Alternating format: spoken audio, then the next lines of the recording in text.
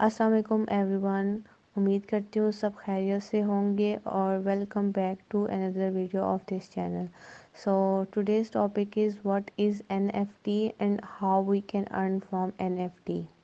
Naan fungible token کا یہ مطلب ہے کہ جس کا کوئی نیم و بدل نہ ہو یا نان ریپلیسیبل بھی کہہ سکتے ہیں. لیٹس سپوز میرے پاس ایک 1000 کا نوٹ ہے اور آپ کے پاس بھی 1000 کا نوٹ ہے اور ہم آپس میں چینج کر سکتے ہیں. یہ ایک فنڈیبل چیز ہوگی. لیکن اگر آپ کے پاس کوئی ماسٹر پیس آرٹ ہے لائک مونا لیزا کی پینٹنگ ہے اور وہ آپ مجھے دیتے ہیں اور آپ جب بھی مجھ سے واپس مانگتے ہیں تو میں کہتی ہوں کہ آپ وہ پینٹنگ چھوڑ کے کوئی اور پینٹنگ لے لیں تو آپ کہیں گے کہ نہیں مجھے وہی چاہیے، اس کے علاوہ کچھ نہیں چاہیے.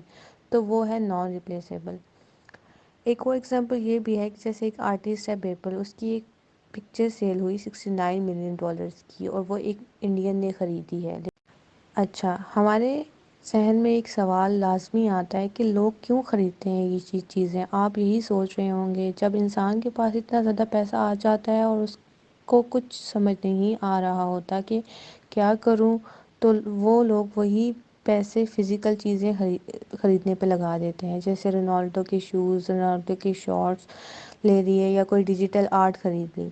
کچھ لوگ تو ڈیجیٹل آرٹس خریدتے ہیں جن میں کوئی میوزک کلپس آ جاتے ہیں، کوئی پکچرز آ جاتی ہیں اور بھی بہت سی ڈیجیٹل چیزیں آ جاتی ہیں. یہ بیسیکلی ایک کانٹریکٹ ہے جو بلاک چین پہ رہتے ہیں. بلاک چین میں یہ ہوتا ہے کہ بنایا بے شک جس نے ہو لیکن جو خریدے گا وہ اس کا نیا مالک ہوگا اور اس کے رائٹس اس کے پاس ہوں گے. پہلے کام کوئی بھی ڈیجیٹل امیج یا آرٹ یا میوزک کریٹ کرنا ہوتا ہے اور دوسرا کام اس کو ٹوکن میں کنورٹ کرنا ہوتا ہے جو کہ بلاک چین پہ ہمیشہ رہے گا. اور بلاک چین پہ کوئی بھی چیز ہوتی ہے وہ کسی کوائن کے سہارا لیتی ہے اور کوائن ہمیں وہ سلیکٹ کرنی ہے جس میں اسمارٹ کانٹریکٹ کی کیپیبلٹی ہو، جیسے کہ ایتھیریم. تیسری جو چیز ہے وہ کسی بھی پلیٹ فارم پہ اس ٹوکن کو سیل کرنا ہے اور جب کوئی نیو اونر اس کو بائی کرے گا تو اس کا کوڈ لگ جائے گا اور اس مارکیٹ پلیس پہ شو ہوگا کہ یہ اس کا نیو اونر ہے. NFT کو اگر ہم سمپل الفاظ میں کہیں تو یہ ایک اونرشپ ڈیجیٹل کانٹریکٹ ہے.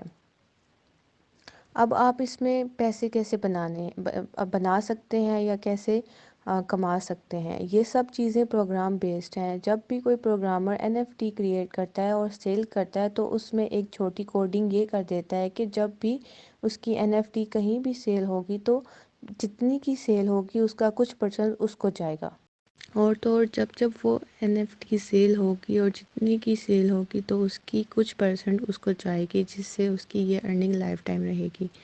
امید ہے آپ سب کو یہ ویڈیو اچھی لگی ہوگی اور سمجھ آئی ہوگی کہ NFT کس طرح بائی اینڈ سیل کی جاتی ہے اور NFT ہوتی کیا ہے. اگر آپ کو ویڈیو اچھی لگی ہے تو لائک کر دیں اور چینل کو سبسکرائب کر دیں.